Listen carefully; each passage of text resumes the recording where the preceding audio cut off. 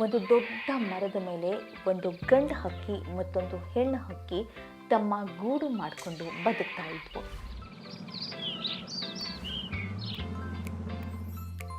ಎರಡೂ ಹಕ್ಕಿಗಳು ದಿನವೆಲ್ಲ ಆಹಾರ ಹುಡುಕ್ತಾ ಸಂಜೆ ಆಗೋದ್ರೊಳಗೆ ಗೂಡು ಸೇರ್ತಾ ಇದ್ವು.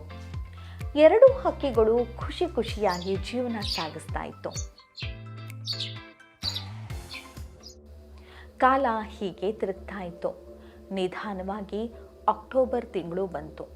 ಚಳಿ ಹೆಚ್ಚಾಯಿತು. ಕಾಡಲ್ಲಿ ಜೋರಾಗಿ ಗಾಳಿ ಬೀಸಿದಾಗ ಶೀತ ಇನ್ನೂ ಕೂಡ ಹೆಚ್ಚಾಗ್ತಾ ಇತ್ತು. ಒಂದು ದಿನ ಕಾಡಲ್ಲಿ ಜೋರಾಗಿ ಗಾಳಿ ಬೀಸುವುದಕ್ಕೆ ಶುರುವಾಯಿತು. ಕೊರೆಯುವ ಚಳಿ.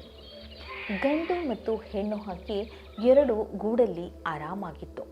ಅಷ್ಟೊತ್ತಿಗೆ ಚಳಿ ತಾಳೋದಕ್ಕೆ ಆಗದೆ ಒಂದು ಮಂಗ ಆ ಹಕ್ಕಿಗಳು ಗೂಡು ಕಟ್ಟಿದ್ದ ಮರದ ಮೇಲೆ ಬಂತು.